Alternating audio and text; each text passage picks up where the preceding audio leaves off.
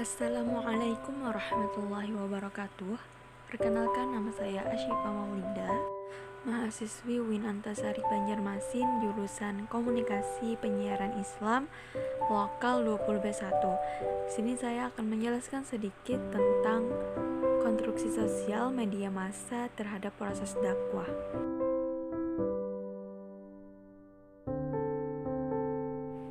Apa itu konstruksi sosial? Konstruksi sosial adalah segala pendapat atau tindakan yang dinilai sebagai proses sosial yang bersifat subjektif dalam kehidupan masyarakat. Lalu, seperti apa sih proses sosial yang bersifat subjektif itu? Proses sosial yang bersifat subjektif digambarkan dengan tindakan atau interaksi yang biasanya dilakukan secara terus-menerus atau secara bersamaan tanpa dia sadari atau di bawah alam sadarnya. Selanjutnya, seperti apa konstruksi sosial media massa?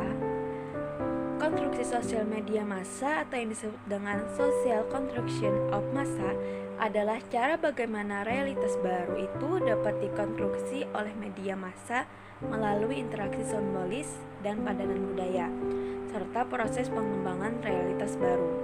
Yang dimaksud dengan proses pelembagaan realitas baru adalah bagaimana informasi atau realitas itu disampaikan melalui salah satu media atau pelembagaan sebagai perantara. Karena tidak mungkin sebuah informasi atau pengetahuan baru bisa tersampaikan secara langsung kepada masyarakat tanpa perantara pelembagaan tadi. Adapun tahapan-tahapan proses konstruksi sosial media massa yaitu ada 4 tahap. Tahap pertama yaitu tahap menyiapkan materi konstruksi, di mana materi ini harus benar-benar yang berhubungan dengan masyarakat atau isu-isu setiap harinya. Biasanya berhubungan dengan 3 hal, yaitu kedudukan atau tahta, harta, dan perempuan. Yang dimaksud dengan persoalan kedudukan termasuk juga dengan persoalan jabatan, pejabat, dan kinerja birokrasi dan layanan publik.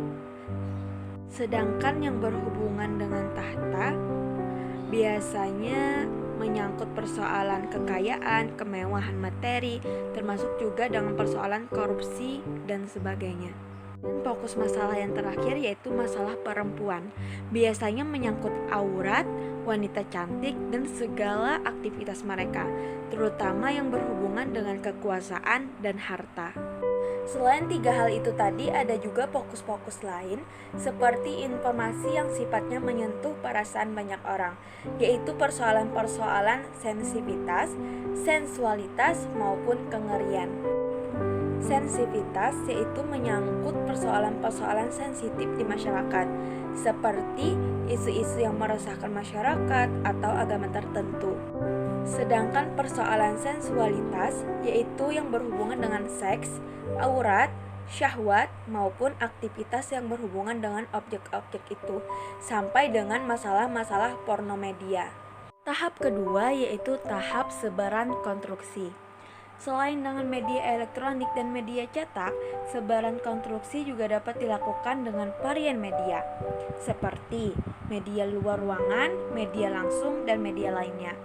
Sekarang, banyak sekali media sosial yang sangat digemari masyarakat, termasuk YouTube, Instagram, WA, Twitter, dan Facebook. Kemudian tahap ketiga yaitu tahap pembentukan konstruksi, di mana setelah tahap sebaran konstruksi barulah tahap pembentukan konstruksi, di mana pemberitahuan telah sampai pada pembaca atau objek, yaitu terjadinya pembentukan konstruksi di masyarakat melalui 3 tahapan yang berlangsung secara generik. Yang pertama yaitu konstruksi realitas pembenaran. Kedua, kesediaan dikonstruksi oleh media massa, dan yang ketiga yaitu sebagai pilihan konsumtif. Dan yang terakhir yaitu tahap konfirmasi. Tahap konfirmasi adalah tahapan ketika media massa maupun pembaca memberikan argumentasi dan akuntabilitas terhadap pilihannya untuk terlibat dalam tahapan pembentukan konstruksi. Bagi media, tahapan ini perlu sebagai bagian untuk memberi argumentasi terhadap alasan-alasannya konstruksi sosial. Sedangkan bagi pembaca, tahapan ini juga sebagai bagian untuk menjelaskan mengapa ia terlibat atau bersedia hadir dalam proses konstruksi sosial. Itulah tahapan-tahapan proses konstruksi sosial media massa.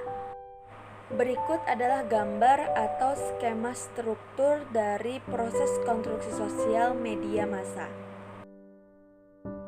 Selanjutnya kita akan membahas bagaimana proses dakwah dengan media massa dan apa hubungannya antara konstruksi sosial media massa dengan proses dakwah. Apakah proses dakwah dengan menggunakan media massa dapat menciptakan konstruksi sosial atau realitas sosial di masyarakat?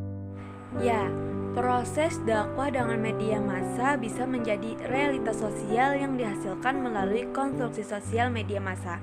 Adapun media massa yang dijadikan sebagai media dakwah yaitu TV atau televisi yang digemari berbagai kalangan. Selain itu, sekarang banyak sekali media massa atau media sosial yang sangat digemari kalangan termasuk remaja. Contohnya seperti Instagram, YouTube, Facebook, Twitter yang bisa dijadikan sebagai media dakwah sehingga menciptakan realitas sosial di kalangan masyarakat. Media-media tadilah yang membantu atau menjadi perantara atau menjadi pelembagaan untuk tersampainya informasi baru atau pengetahuan baru untuk masyarakat sehingga tercapailah realitas sosial di masyarakat. Dan tentunya tujuan dakwah itu sendiri akan tersampaikan dengan mudah dan efektif. Bagaimana konstruksi sosial media massa dalam proses dakwah? Konstruksi sosial dalam proses dakwah adalah cara bagaimana realitas baru itu dapat dikonstruksi oleh seorang dai melalui interaksi terhadap mad'u secara terus-menerus, baik itu lewat media sosial maupun langsung di lapangan, sehingga terciptalah realitas sosial di masyarakat. Artinya, dai di sini sebagai pelembagaan atau perantara tersampaikannya realitas baru di masyarakat sehingga terciptalah konstruksi sosial.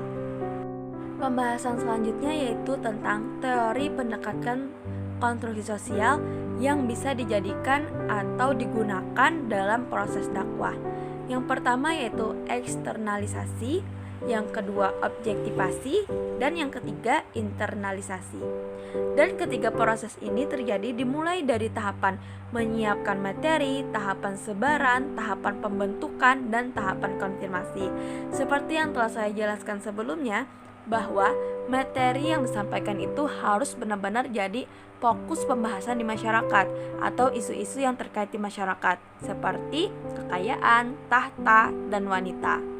Untuk tahapan sebaran yaitu di mana kita menentukan media, alat, atau pelembagaan sebagai perantara menyampaikan realitas baru di masyarakat untuk tercapainya konstruksi sosial. Begitupun dengan tahapan pembentukan dan tahapan konfirmasi.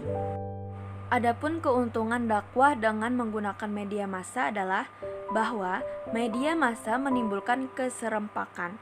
Artinya, suatu pesan dapat diterima oleh komunikan yang jumlahnya relatif banyak. Jadi, untuk menyebarkan informasi media massa sangat efektif dalam mengubah sikap, perilaku, pendapat komunikan dalam jumlah yang banyak. Sebagaimana tujuan dari dakwah itu, yaitu mengubah sikap, perilaku, dan pandangan dari mad'u. Seperti yang telah kita ketahui bahwa hubungan antara konstruksi sosial dengan proses berdakwah itu sama-sama ingin menciptakan realitas baru di masyarakat yang dibantu oleh media massa sebagai pelembagaan atau perantara tersampaikannya realitas baru atau informasi baru di masyarakat. Begitupun dengan proses dakwah.